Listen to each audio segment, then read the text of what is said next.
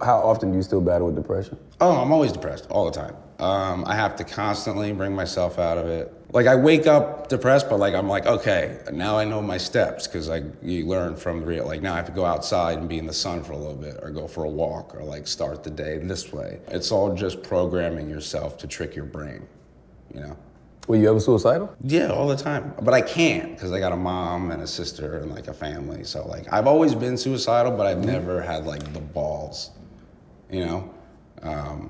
Which I'm very lucky. Like for the first time, maybe like when I went away this time, I felt like I had maybe almost the balls, because it's starting to get like, you know, when you're not feeling good and you're going through all this stuff and there's like people at your house in Staten Island, it just like really drives you fucking crazy.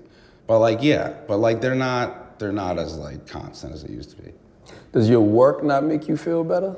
It's the only thing. I love it. I love writing, I love hanging with my friends. They're all really funny and cool, and stand up, and yeah, it's the ultimate distraction. Yeah. Ultimate distraction.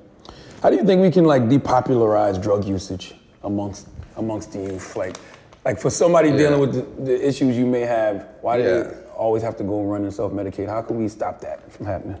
Oh, from like all like how weed's just cool and all that stuff, or not necessarily weed, more so like the prescription pill. The prescription pills? That shit is fucking bad. Those things are just really bad. You can't mess around with those. I don't know, man. I know rappers have a heavy influence. I think like anybody with a voice just being like, hey, that shit is not cool. Mm-hmm. Like I can't personally like say don't take them because I have anxiety. I take Klonopin on flights and shit, but like don't abuse stuff, and like it's just not, it's not fun. You should just smoke weed.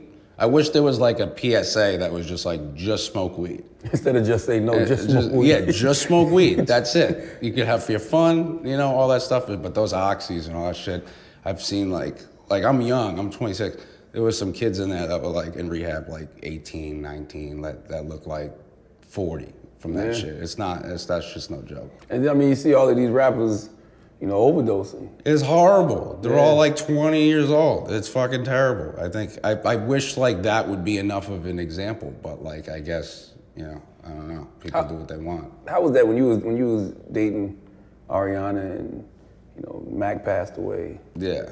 And she was like openly grieving Yeah. Mac in a real way, like, oh, that's the love of my life, my soulmate. How did that affect you? I totally got it, because we were only together for a few months. She'd even tell you this. Like, I was like, listen, I was like, I get it, do whatever you gotta do, I'll be here. I literally said, like, I think I said I'll be here until, like, you don't want me to be here. Like, I pretty much knew it was around over after that. That was really horrible. And I can't imagine what that shit is like. Like, that shit is just terrible.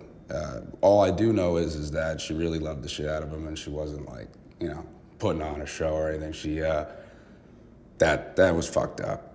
And I hope, you know, I'm prayers to his family and all of his friends still. It's still fucking everybody up. You know, when his music comes out and you see he makes great music, it's just awful.